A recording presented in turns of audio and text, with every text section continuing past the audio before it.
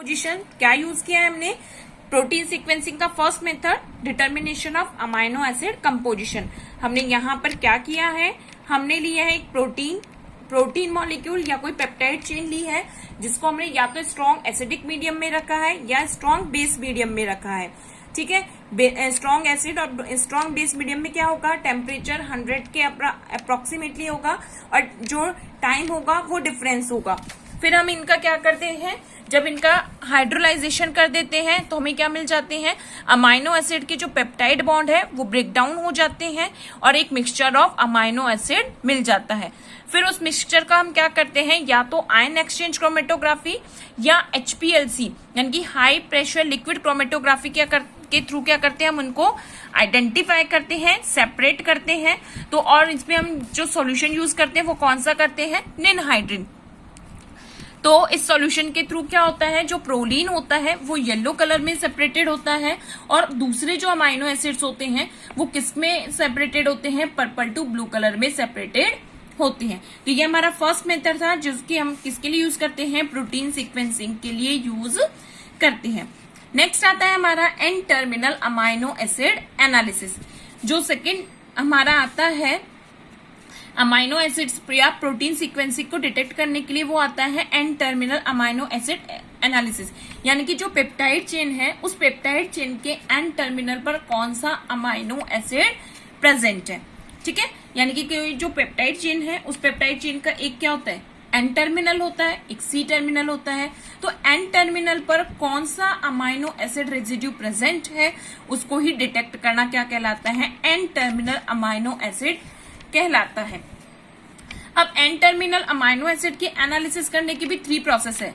एक आता है FDNP या सेंगर रिएजेंट्स के थ्रू, दूसरा आता है डेंसाइन क्लोराइड के थ्रू और थर्ड आता है एडमंड डिग्रेडेशंस। इन तीनों के थ्रू ही हम क्या करते हैं, एन टर्मिनल अमाइनो एसिड का एनालिसिस करते हैं। कौन कौन सा आ जाता है, एक आता है हमारा सेंगर रिएजेंट, दूसरा आता है हमारा डेंसाइल क्लोराइड और थर्ड यदि हम बात करते हैं तो वो आता है हमारा एडमंड डिग्रेडेशन। क्या आता है हमारा, एडमंड डिग्रेडेशन आते हैं। फर्स्ट ऑफ ऑल अगर हम स्टार्ट करते हैं तो वो क्या आता है हमारा FDNP या हम क्या कर सकते हैं, सेंगर रिएजेंट। यानी कि फर्स्टली हम क्या कर रहे हैं, एन टर्मिनल का एनालिसिस कर रहे हैं। अब देखो एन टर्मिनल का एनालिसिस करने के लिए हमने क्या किया, यहाँ पर हम एक रिएजेंट यूज करते हैं एन टर्मिनल एनालिसिस के लिए, जिसे हम कहते हैं सेंगर रिएजेंट। ये क्या है, FDNP 1-फ्लोरो-2,4 डाइनाइट्रोबेंजीन। क्या फुल फॉर्म है इसकी, 1-फ्लोरो-2,4, देखो 1-फ्लोरो-2,4 डाइनाइट्रोबेंजीन। 2 जगह लगी हुई है नाइट्रोन, जो नाइट्रोजन है 2 जगह लगी है। फ्लोरीन क्या हो गई, रिंग है, तो एक तरीके से क्या बेंजीन रिंग है, फ्लोरीन लग रहा है, 2 नाइट्रोजन के मॉलिक्यूल्स लग रहे हैं, तो क्या हो गया 1-फ्लोरो-2,4 डाइनाइट्रोबेंजीन। तो हमने क्या लिया, ये जो रिएजेंट है इस रिएजेंट को फर्स्टली किसने यूज किया है, सेंगर ने यूज किया है और इन्होंने किसका डिटेक्शन किया है, इंसुलिन हार्मोन का। तो इंसुलिन हार्मोन की जो पेप्टाइड चेन है उसको डिटेक्ट करने के लिए सेंगर ने इस रिएजेंट को यूज किया था, इसीलिए इसको हम जनरली क्या कह देते हैं, सेंगर रिएजेंट कह देते हैं। तो अब देखो होता क्या है कि हमने सेंगर रिएजेंट लिया, सेंगर रिएजेंट, और ये क्या हो गई, एक पेप्टाइड चेन।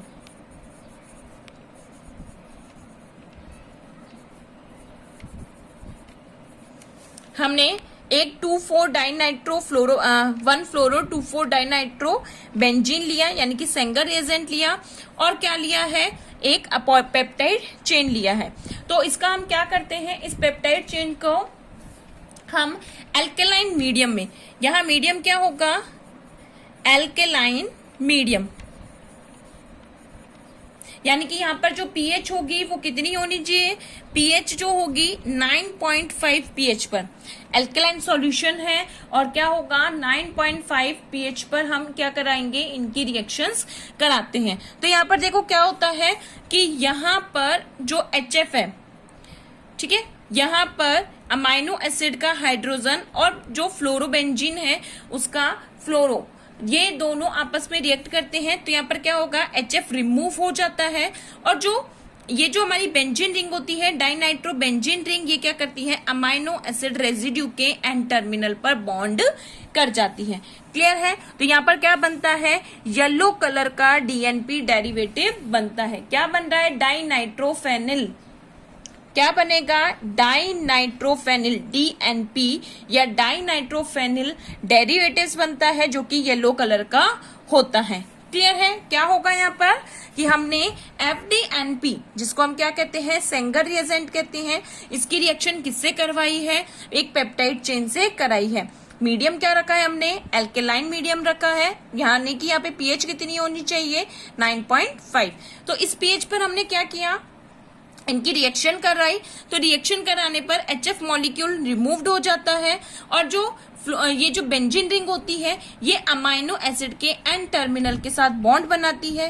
क्या बन जाता है, DNP, यानी कि डाइनाइट्रो जो फेनाइल बन जाता है, जो कि क्या करता है, येलो कलर के डेरिवेटिव्स में होता है। अब इसका हम क्या करते हैं, आगे हाइड्रोलाइजेशन करते हैं। फर्दर हम इसका क्या करेंगे, हाइड्रोलाइजेशन करेंगे।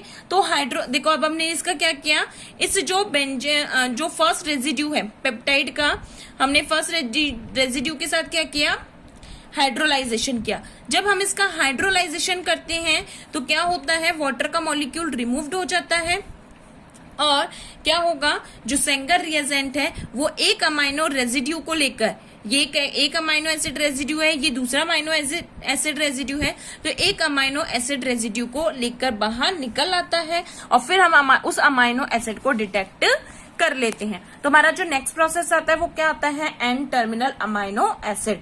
इसमें हमने क्या यूज किया है, FDNP, जिसे हम क्या कहते हैं, 1-फ्लोरो-2,4 डाइनाइट्रोबेंजीन, जिसे सेंगर रिएजेंट भी कहते हैं। क्यों? क्योंकि जो सेंगर है उन्होंने फर्स्टली इंसुलिन के जो अमाइनो एसिड सीक्वेंस है उसको डिटेक्ट करने के लिए इस रिएजेंट का यूज्ड किया था।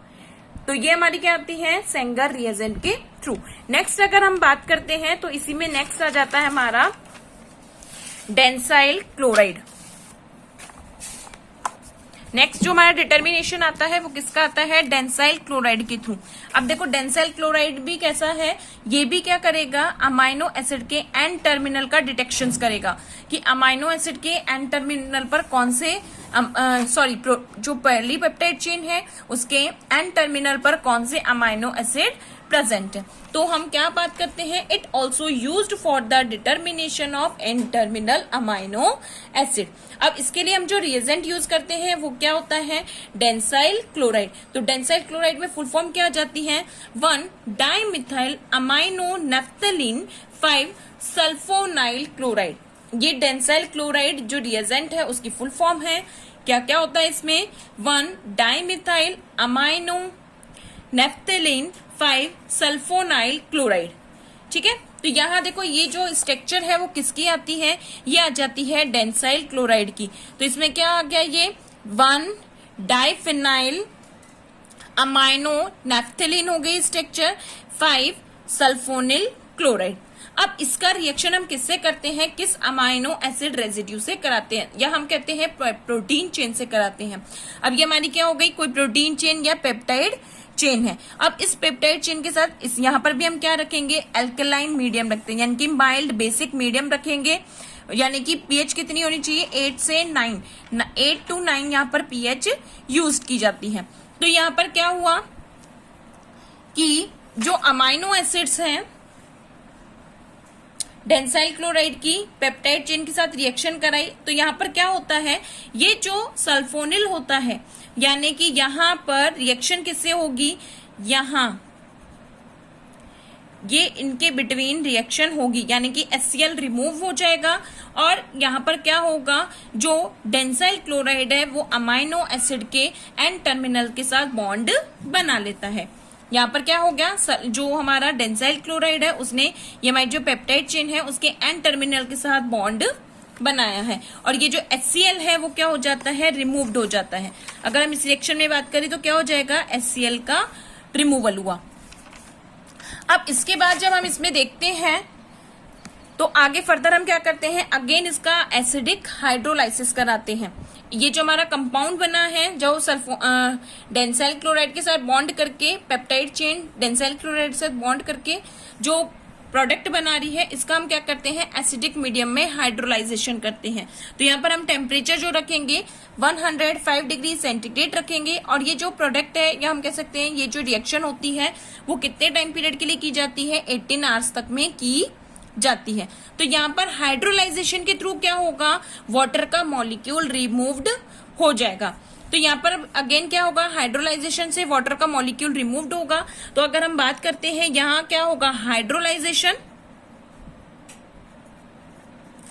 ठीक है, यहाँ हमने हाइड्रोलाइजेशन करा तो क्या हो गया यहाँ पे, सॉरी ये OH है और ये H है, तो यहाँ हाइड्रोलाइजेशन हुआ तो ये जो हमारा डेंसाइल क्लोराइड है वो अमाइनो एसिड एन टर्मिनल के अमाइनो एसिड को लेकर अलग हो जाता है और फर्दर पेप्टाइड चेन हो चली जाती है।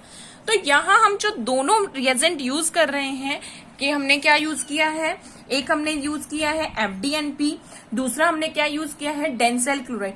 दोनों में रिएजेंट में क्या होता है कि हम इस प्रोसेस को फर्दर तब तक कंटिन्यू करते हैं जब तक कि हम अमाइनो एसिड्स को डिटेक्ट नहीं कर लेते। जैसे जैसे यानी कि अगर हमने एक अमाइनो एसिड को सेपरेट कर लिया, फिर दूसरे अमाइनो एसिड को सेपरेट किया, तीसरे अमाइनो एसिड को सेपरेट किया, तो हम ये जो प्रोसेस होता है फर्दर आगे जब तक कि पेप्टाइड चेन कंटिन्यू करते रहते हैं। अब यहाँ जब हम डेंसाइल क्लोराइड को यूज करके ये प्रोसेस करते हैं तो यहाँ जो रिएजेंट बनता है वो कैसा बनता है, फ्लोरोसेंट डेरिवेटिव बनता है। जैसे हमारा वहां पे क्या बना था, DNP बना था, येलो कलर का डेरिवेटिव था, इसी तरीके से यहाँ पर जो बनता है वो फ्लोरोसेंट डेरिवेटिव बनता है। डेंसाइल क्लोराइड का कैसा बनेगा, फ्लोरोसेंट डेरिवेटिव। तो इस तरीके से हम क्या करते हैं, एन टर्मिनल पर प्रेजेंट अमाइनो एसिड्स को डिटेक्ट कर लेते हैं, और जैसे जैसे हमारे अमाइनो एसिड डिटेक्ट होते जाते हैं हम उस अमाइनो एसिड के या हम कह सकते हैं उस पेप्टाइड चेन में क्या करते हैं, प्रोटीन का जो सीक्वेंस होता है, अमाइनो एसिड का जो सीक्वेंस होता है उसको डिटेक्ट कर पाते हैं। तो ये हमारा कौन सा मेथड हुआ, एन टर्मिनल मेथड। अब एन टर्मिनल मेथड का नेक्स्ट जो प्रोसेस आता है वो आता है हमारा एडमंड डिग्रेडेशन। ये भी क्या है, एडमंड डिग्रेडेशन भी क्या होगा, एन टर्मिनल पर प्रेजेंट अमाइनो एसिड सीक्वेंस को डिटेक्ट करने पर काम आएगा। यानी कि एडमंड डिग्रेडेशन में भी क्या होगा कि यहाँ पर भी हम एम टर्मिनल अमाइनो एसिड का ही एनालिसिस करते हैं। तो 3 प्रोसेस हैं जिसे हम क्या करते हैं, अमाइनो एसिड के जो एन टर्मिनल पर प्रेजेंट अमाइनो एसिड है उनका क्या करते हैं, डिटेक्शन करते हैं। तो अब हमारा क्या आ गया, एडमंड डिग्रेडेशन। अब देखो एडमंड डिग्रेडेशन में क्या होता है, this method was developed by fair Edmund, यानी कि इसको किसने डेवलप किया है, फेयर एडमंड ने इसको डेवलप्ड किया है। अब इसमें क्या होता है, in this method the N terminal of peptide और protein are degrade by the phenylene phenylisothiocyanate, यानी कि फेनाइल थायोथाइनेट के थ्रू क्या किया जाता है, जो प्रोटीन है या पेप्टाइड है उसका डिग्रेडेशन किया जाता है। और ये जो रिएजेंट को कहा जाता है इसको हम क्या कह देते हैं, एडमंड रिएजेंट कह देते हैं। जैसे कि अभी हमने क्या बात करा, अभी हमने सेंगर रिएजेंट की बात करी, हमने डेंसाइल क्लोराइड रिएजेंट की बात करी। इसी तरीके का रिएजेंट कौन सा आता है, एडमंड रिएजेंट आता है, जिसको यूज किसने किया है, फेयर एडमंड ने किया है, इसलिए इसको हम क्या कह देते हैं, एडमंड रिएजेंट कह देते हैं। रिएजेंट का नाम क्या है, फेनाइलसोथायोसाइनेट, फेनिलोसोथायोसाइनेट, ये कौन सा है, एडमंड रिएजेंट है। अब देखो क्या करता है ये,